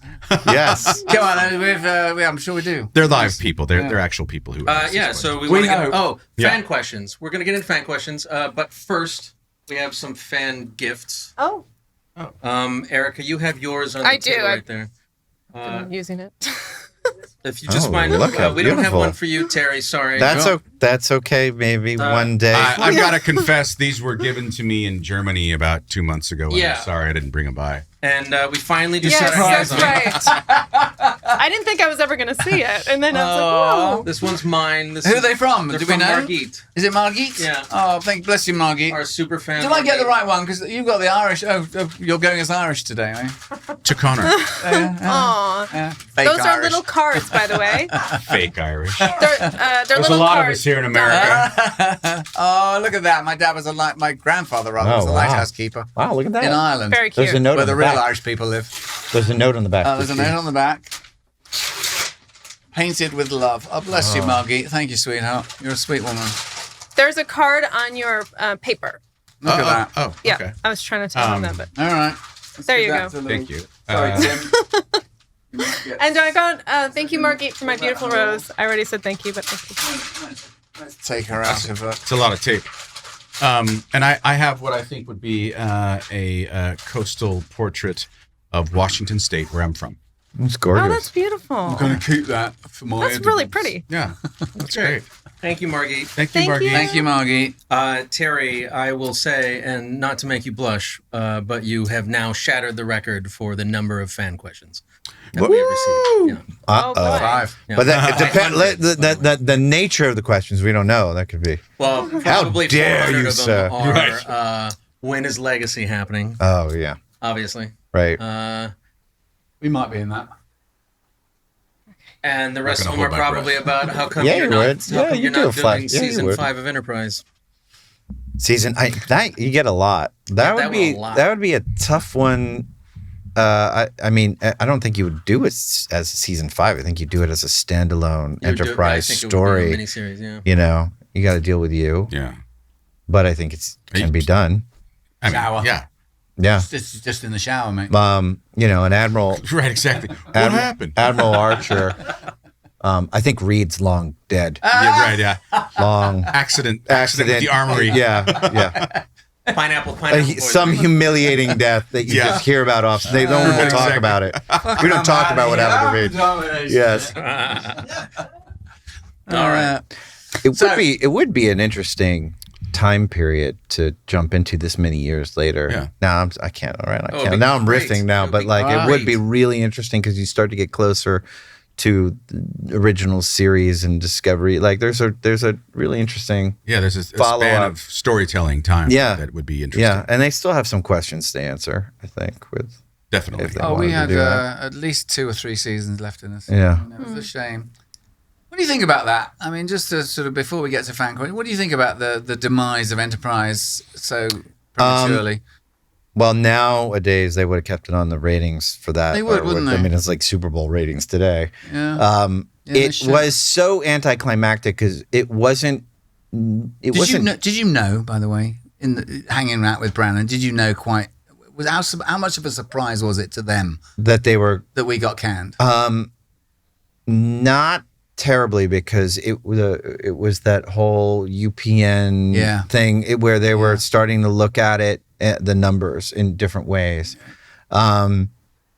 Also, I think there was franchise fatigue because they've been going since Next Gen, Yeah. and so I think in that world they had lost their champions within the executives. Yeah. But I Kerry's just gone. yeah. Yeah. And so Everyone at Paramount. everyone had, yeah. So Yeah. it was just a whole new Suddenly, world. Yeah. But I remember, I was Mike and Denise Akuda. We were just talking about this. I just remember that lot, like we were talking about, was filled. Star Trek, Yeah. art departments, and Yeah. set dressing, and Yeah. costumers, and blah blah, everywhere. And it was just like time to close it up, and it was just surreal. I mean, Howard had been working on the lot since an AD on Next Gen, and now she had made her way all the way up. So it was strange how kind of quickly it was just done. Kind of feel Mary knew. She went swiftly to a Don Johnson show within. Oh well, literally, Mary is yes. Within 2 weeks, Yeah. she was on a Don They- Johnson well, show at Fox. yeah. I'm like, that bitch knew. I fucking knew she knew. she was on it, but You need work. you gotta work. Yeah. Anyway, Yeah. well, where are we? Fan questions. Sorry to Yes. interrupt. No, that was actually a great question. I'm glad you did it. Oh, bless you. All right. Are you ready? I think so. Dana Peck from our website asks, I'd love to hear Terry discuss movies and literature that have shaped his writing, direction, and extension of canon abilities. His ability to honor and extend canon is unmatched. 12 Monkeys being Exhibit 1. A Wow. little about that already. Yeah. Well, thank you, Dana. I think, it certainly comes from being raised on canon, right? It's being raised on Star Trek, being raised in Star Wars, being raised in these or even like animated series like grew up with Transformers. I mean, going back to like things like that. So you just develop your own opinion as to what worked and what didn't, I think. And that kind of shapes you. Literature. Right. A lot of Stephen King, you know. Because you've done some graphic novels too, haven't you? Yeah. A Witch and then a hybrid of Next Gen. Was that Hive? Yeah. Yeah. God, you're good. I've He's done so my research. good. He's so good. I had money that Connor was He's gonna, he is but Terry. He is so good. yeah, he's the best. What a hype man. What a hype man. Yeah, no, I had done. I did that. I ghost wrote an Iron Man thing too at one point. Yeah, and then we did it. There was a next gen Borg thing called Hive that I'd written with. They pitched it to Brandon, and Brandon's like, "Oh, we should go make that a graphic novel," and we all wrote it together. Oh, It was fun. really cool. Yeah. I know you've done it with Brandon. And fans still. I was just at a convention, and fans have brought this to sign. to. Yeah. I'm like, I didn't think anybody read it at all. Welcome but- to the circus, baby. Yeah, it was pretty. It's cool. It was really It's cool. gonna be fun. We'll hang out in Like, Vegas. yeah, It's gonna be fun. it'll be fun. Yeah, a lot of fun. All right. Eve England. Hi, Eve. From Oh, Eve from Wales. Yeah. Eve England from Wales. Oh, okay. You got to do that accent then. Yeah. Can you do that? I love it. I love Eve England from Wales. I don't know if I can do it quite like him. How are things in the valley there, Eve? Eve England from Patreon asks, if you could reboot any of your favorite movies in a TV series, which one would you choose and why? Reboot. If I could reboot. V. Remember V? Oh yeah. Oh, V. yeah. I- Kenny Johnson. Oh yeah. my God. Okay. Look at that. Nerd I- coming Got out. a V story. for Nerd you. on the march. When I was at Paramount, Gary Graham, who's a friend of the show, was in Enterprise. Yeah. And, he and I Never heard of became him. drinking buddies, and he introduced me to Kenny. And V is one of the greatest shows Yeah. ever made. The miniseries Yeah. and then the Oh, second It wasn't miniseries. he and- retained yeah, the yeah. feature film rights. Well, they did. Didn't they so he redo wanted it? to do a feature film. They did redo it It on did. ABC. Yeah. Maria Yeah, Brazilian Bacar. Bacar. Yeah, from Homeland. From Homeland. Yeah. But I really want. I have a whole weird take on it. But V, it never really got its audience, V, did it? I mean, In look, it either- had two in- miniseries and a series, so Yeah, so- people. so- I mean, okay. it wasn't. There's that was. I mean, What a great answer. Oh my God. I really, really wanted to reboot Quantum Leap, but God bless, they're doing it. Those are two, I guess. Yeah. That's good. Not bad, right? Yeah. All right. Chris Knapp from Patreon asks, what has been your proudest moment as a showrunner? My proudest moment as a showrunner. It has to. My proudest moment as a showrunner. It would probably be the 12 Monkeys 2-hour finale or the Picard 2-hour finale. I think I've been lucky enough to have tremendous writing staffs and actors and crews that have come together and done really ambitious finales. And there's something about endings for me that when they're really satisfying, there's an emotional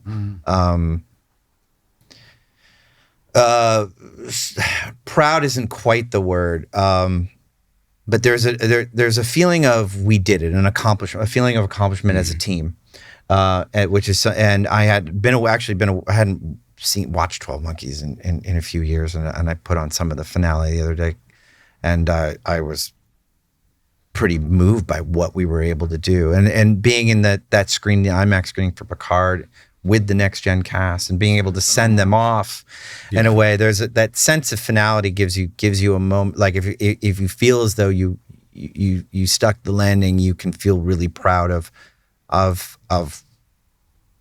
putting that team together to do it, because it's really hard. And Well, everyone that's come on the show that's come from Picard particularly has had nothing but high praise and laudable words for you. So. Well, they're kind, but it's again, it's everybody. It takes a village to do that, and to say we're going to do a 2-hour movie at the end of a thing and be really ambitious. requires everybody to work really, really hard, much harder than they normally would on a regular TV show. And so, but when you see it all come together, there's something really It satisfying. must be something. I was saying to Connor on the phone just yesterday when we knew you were coming on today, and what a buzz it must be to have your imagination realized on a screen. Yeah. Must be. It is wild because It must be just intense. There was a lot of Picard season 3 that were just initial ideas right out of the gate. I was like, oh, Geordi's going to restore the Enterprise D, and we'll use that for the last 2 hours. That's the right ship they should be on at the end, and to get to see it and then they built it, that's crazy. You're like, Pretty cool. Yeah, We used to get the same buzz when we'd go. Stage 9 was Planet Hell. Planet Hell, yeah, that's right. I say it's 9 or 16. 9 was Planet Hell for us. I think it was for Next Gen 2. 8 No. and 9. 8 was 8. Planet Hell was the one around the alley though. No, for us it was 9. 8 was standing sets. 8 was standing sets, and then sick across the bay, way, and then next door 9. What was because the bridge were was on on the 18, DS9. 8 and 9. Yeah. 18 was standing sets, Yeah. but 9 was the one they just over a weekend. Yeah, they would became- try to take the rocks. Yeah, it became a take the comet. rocks and Right. the thing. Yeah, Or a that's funny. I don't waterfall know. planet or a swamp. Yeah. Yeah, he shot in the swamp. Ugh. But And they put that atmosphere. with Padma, wasn't that all bad? I remember. Yeah, lucky man. But I remember. I'm sure do she you brought remember some the nice curry atmosphere? snacks with her. Do you remember the atmosphere they used to pump in? The stuff's illegal Oh, now, yeah. but the stuff It's that illegal for your shit. show, I know. like you'd go and blow your Yeah. nose and be yeah. black. Black, Yeah. That Yeah, stuff's the oil- illegal. the oil. Yeah, you Was it literally. like the cottonseed oil or something? It was whatever it is, they can't use it anymore. Oh boy. Yeah. It's not legal, but yeah. We used to do on Voyager when they had a Borg. I remember the Borg, like what's all Sweetheart, they were still pumping. racking out lines of cocaine on the camera stab. what show? I was gonna say, Enterprise. My God, Nice scenes. Were they? you heard it here first. That's right. On this show. Another fan question. Okay. Samantha from Patreon asks, so how are you going to fit the Enterprise crew into your next project? How are you? That's a very good question, Samantha. I thought you'd like that. Well said, that girl. Into my next project, or another Star Trek. So I the Enterprise crew in the next project. Well, I guess it's open-ended. see if I can cross over. I mean, if I'm ever lucky enough to do another Star Trek, it feels the Roddenberry. I'm not the Berman universe. As I see, I've had a drink. The George Lucas. We slipped an edible in there. But yeah. This is like the most amazing idea. Like D&D now. It's the Enterprise crew. But the idea of coming back to the Berman universe and going either back in time or seeing a chapter of what happened to everybody in Enterprise is like, why would you not if you can figure it out? Right. You know, you're part of that legacy. To turn a phrase, you know that it should be. Yeah, And it's a question I get so many times: is the Enterprise? We've got loose ends. Yeah. But I also love that it's had this resurgence, that it is now looked upon with reverence, and I love that so much because for a while it was like the bastard child for a minute. Oh yeah. Okay. And then now it's like I was just sent this beautiful Archer, XO6 12-inch. Like they're spending money on making you guys now, Right. Oh. and that's fantastic. Yeah. God bless. Yeah. Shout out to XO6. Shout out. Get your XO6 Star Trek action figures. All right. At Morgan Binnix on Twitter asks, if you had a holodeck, where and when would you want to go? Oh Lord. If I had a holodeck,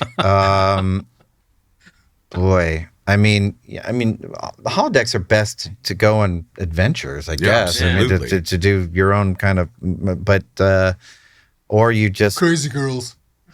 crazy, right? And Van Nuys, It's around the corner. right? I go to Van Nuys. Me and Dave Spade at Crazy Girls. It's very specific. I got nothing other than some great wild adventure, cool thing with your friends would be cool. You do like basically it's D&D. You know what I mean? You'd be doing that. Right. Or the last episode of Enterprise. The last episode of Enterprise on the holodeck. Right. into All heating. right. Trips return. Well, it's time to play some Star Trek trivia. Are you guys ready? Yay. So ready. So ready. Let's you three against producer Mark. You Mark. you can. He's gonna kill us. Well, No? We've You've been beaten them fighting before? with- We have. many times. Yes. Well, you guys have Well, three many- buzzers. many I might only be have exaggerating. one. All right. Yeah. Okay. It's 3 we against also one. have and, answers. and you guys can group up and talk to Yeah. each other about the We can answers. chat. Okay. GBT. So today, Terry, Dominic, and Connor are playing for Patreon member Brienne Hartshorn. Brienne. All right. Go All on. right, Brian. Here we go. Well, Mark is playing for our newest member. Our brand newest member, as of the last 10 minutes, is Jordan Robb. Thanks, Jordan Jordan. Robb. Thank God you, bless you, Jordan mate. Robb. And of course, the winner gets a brand new car. Brand new that car, is that big. I'd like to give a shout Or a out. DeLorean. I'm Not afraid. DeLorean. But, I think but it- Matchbox didn't make They DeLoreans. did. Oh, yeah. I have. we got a few. I've got a I've bunch. got Could be a DeLorean. Could be. Jordan. Could be. We'll see. We'll figure that out. All right. I'd like to give a shout out to the Random Red Shirt podcast. Thank you, Zach and Chris, for helping with Randoms. the trivia as always. And they say hello to you. Oh, well, hello I back. think you were They're on very their cool podcast guys. once. Yes, I was. Oh, Yeah. yeah, you popped in that Yep. once. That Yes. was nice. You surprised them. They were flustered. They were flat. They were flustered. Oh, yes. Yeah. Yes. Yes. Zach just spent 20 minutes talking about how great Picard Season 3 is and then kind of trashed something about the episode just as he realized you were in the room. And was like, oh my God. No, I didn't say that. Why today's episode did Terry show up in our room? That's hilarious. Yeah. I don't remember that, but I don't remember it, so don't worry about it. Yeah. You're good. All right. Are we ready? All right, lady. Question number 1. In the original series and in Enterprise, we learned that this revered Vulcan leader was instrumental in leading the Vulcan people into the Age of Logic. A. Cybok. B. Cylon. C. Sirach. Or D. Sarek. Every time. I think it's Sarah. Yeah. Sure. It is, isn't it? Sarah. No. Sirach. Wrong, Mark. Didn't I get that right? Sirach. What did I Sorry, get? what repeat them again? Okay. It was D. It was D, wasn't it? A. That's what I said. Cybok. Oh, you- B. Cylon. C. Sirach. Or D. Sarek. Sarah. said- I said No, it's Sarah. Sirach. It's Sirach. Sirach. It's Sirach. It's C. It's not. It's D. We just, No, it's D. we just gave it to him. Sarek is Sarek is Spock's dad. You knew it. We got. But Sarek and we'll- Sirach we'll- are we'll- very we'll take a close to each moment. other. Take him We'll out. all agree together. All right. Yes, yes. But Thank you you. were green. I know, but Yeah, I he- just, but I that just turned gets green. us and in. It gets us Oh, in. Then we can all but- talk. Green gets us in. Gotcha. My bad. All right. Okay. Sirach. What did I say? Sarah. Sarek. Yeah. Well, they're close. They're very close. They're very close. Was it a pronunciation thing? No, there was a Sarek. Maybe the way you did it. I think it might have been. I think it was. I think it was a pronunciation thing. All right, see, Sarah. All right, go on. All right. Hang on, will somebody press one of your buttons? Just press a button. Good, thank you. That's all I needed. Question number 2. Oh, It's only a game. In the original series Mirror Universe episode Mirror Mirror, which captain does Captain Kirk assassinate? A. Captain April. B. Captain Pike. C. Captain Mudd. Or D. Captain Spock. We got it. I think it's Mud. I don't Is know. it Mud? it's not mud. I don't know. Not Mud. Mud's another episode. A is what? Captain April. B. Captain Pike. C. Captain Mudd. D. Captain Spock. Spock? Spock? Oh, I Spock. think it might be I think Spock. it's Spock. Might be. Spock. In the original series Mirror D, Universe. D Spock. Mark. That's April. It's April. It's April. I'm going to say Pike. No. Ding, ding, ding. It's Pike. Is it Nuts. Pike? So obvious. That's too obvious. See, if I had a drink, I should know my mirror. We're gonna have to cut this out. I've lost all is my a Star mock Trek cred right now. All right. You had I the think the first real one. You had problem is that you're teamed up with these two goofs. Yes. But I thought Pike was way too obvious. no, but him and Celebrity Spock. I guess he charisma is doesn't running kill afoul. Spock. He doesn't fuck kill. off. You're only 2-0 down. He doesn't kill Spock. That's bad. It's only not even half time yet, mate. That's bad. What just You wait till happened? we come out. Okay. 40 minutes left. You guys can still win. Yeah. Ready? Yeah. Question number 3. All right. Which 19th century Earth author does the crew meet in the Next Generation episode Time's Arrow? Mark. Oh, fuck him. Stop. A. My thing's doing Twain. a weird thing.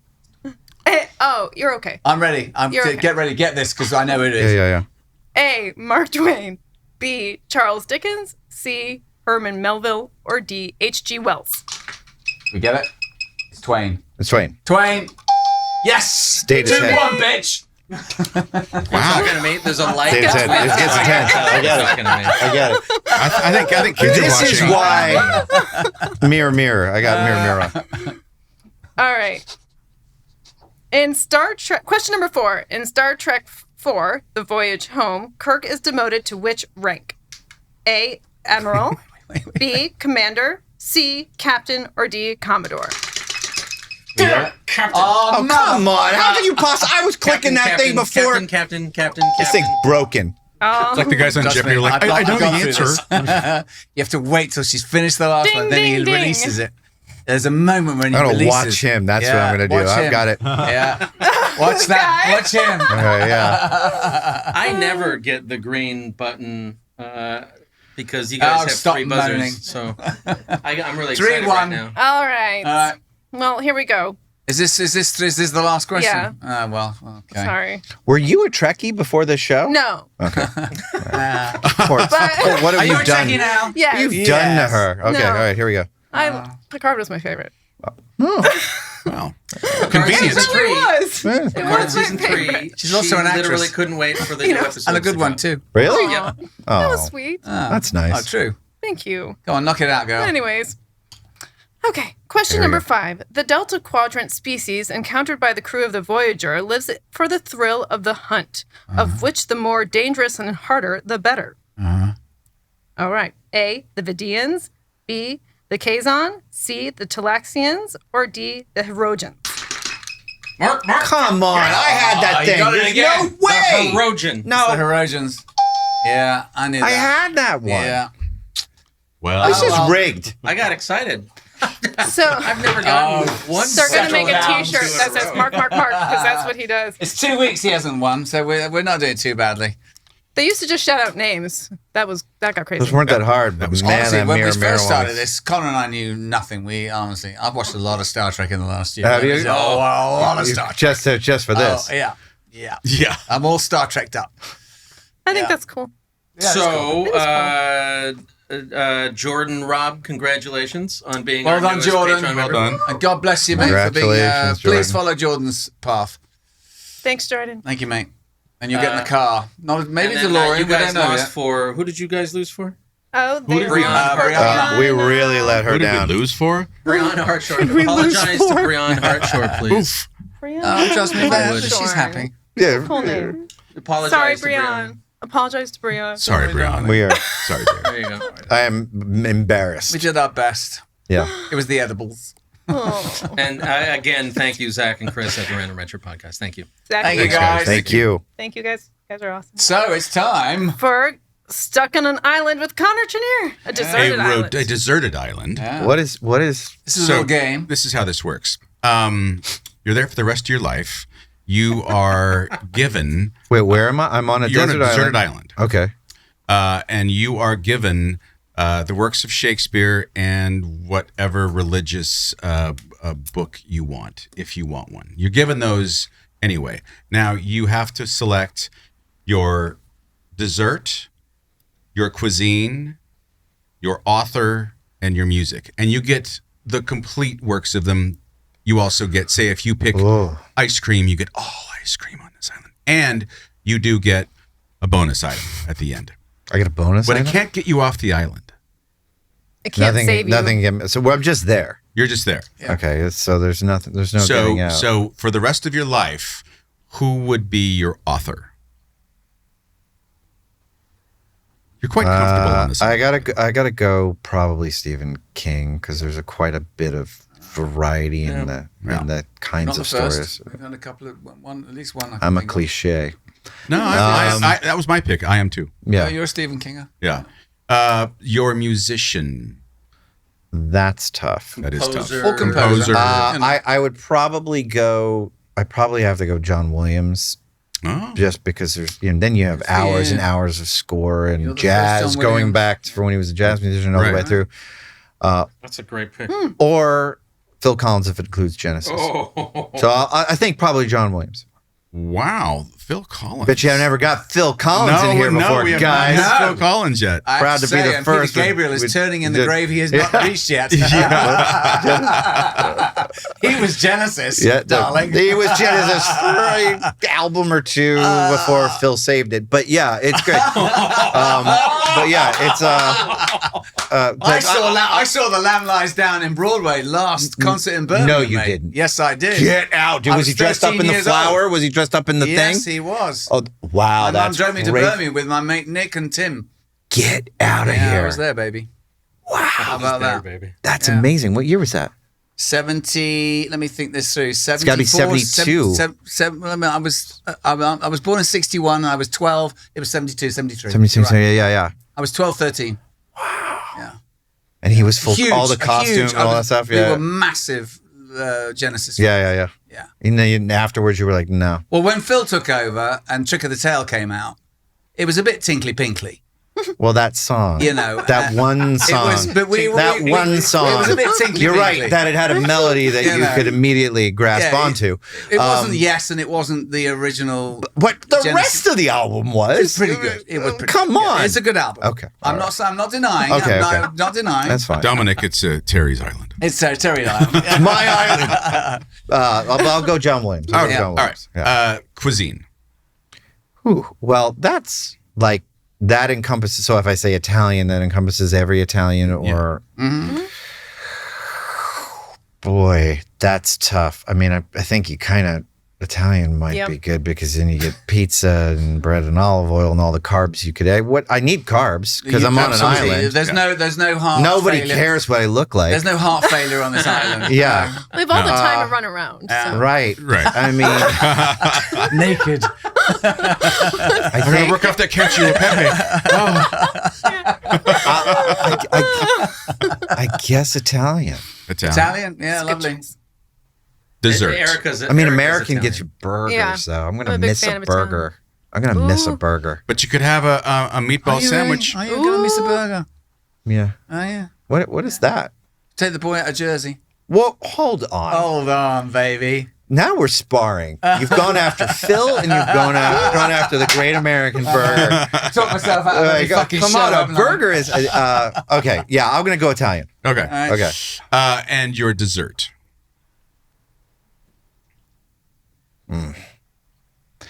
Okay, so I for some reason I'm immediately going to pumpkin pie, which is weird. Oh you my could, God. but you could Ooh. say pie. Yes. And you'd get. Oh, I get all the pie. Yes, you get all the pies. pie. But I could also say ice cream, then I get all the ice cream. Yeah. Exactly. Tim Ross was very specific about the cobbler. Do you remember? Yeah. It was just peach cobbler, I think it was. Yeah. But then if I go didn't want any other cookies, cobbler. if I go cookies, then I've got All all the the cookies. Yeah. Yeah, but there's only one cookie, to be honest. Chocolate. What's that one? You're going, no, The there's peanut. chocolate chip. No, The chocolate chip there's a cookie. peanut butter. White chocolate macadamia. There's a good sugar cookie, a good. Okay. I'm gonna go. Snickerdoodle, Sure. I'm gonna go cookies. Cookies. I'm gonna go Alright. cookies because wins you got the day. crunch there.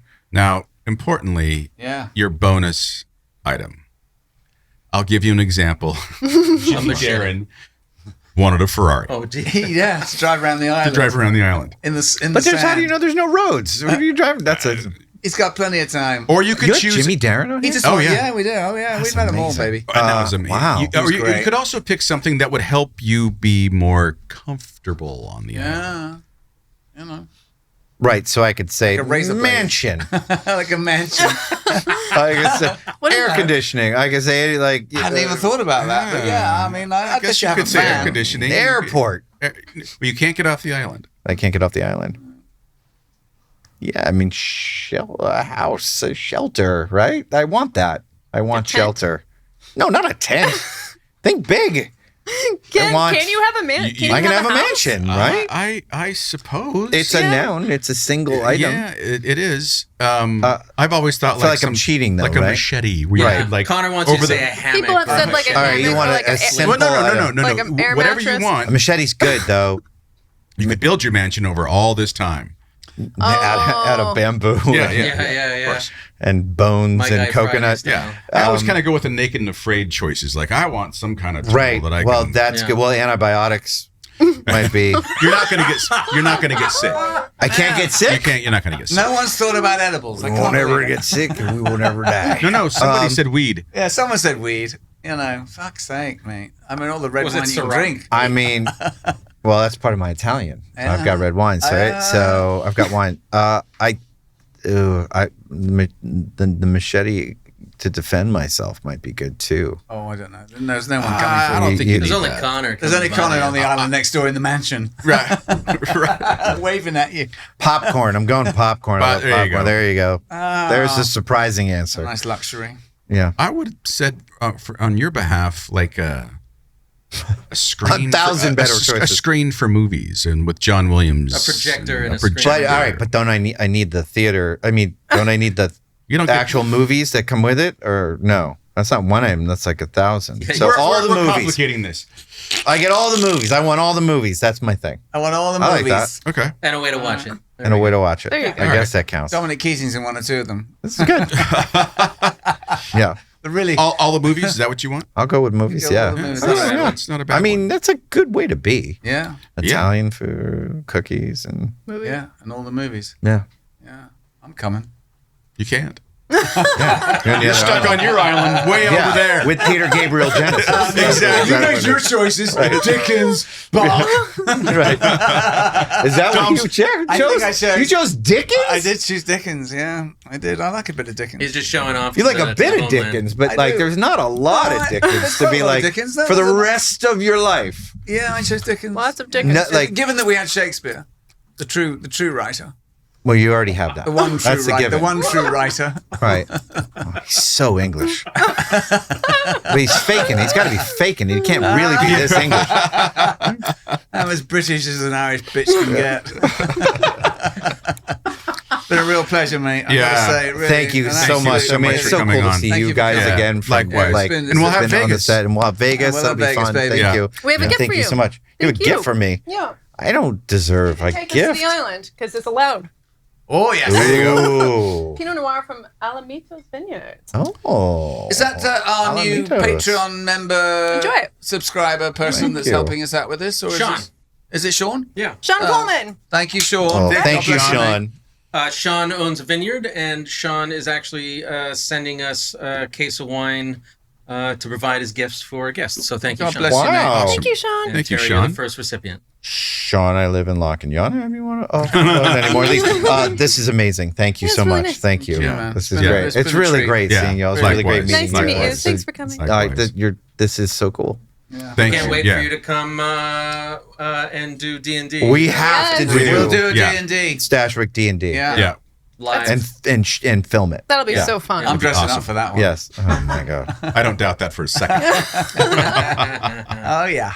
Hollywood, All here I right. come. Well, Adios. thanks, folks. Thanks, Bye, folks. everyone. That was Bye, Thank everybody. you. Thank you, Terry. Oh, thank you guys. Thank you. Everybody.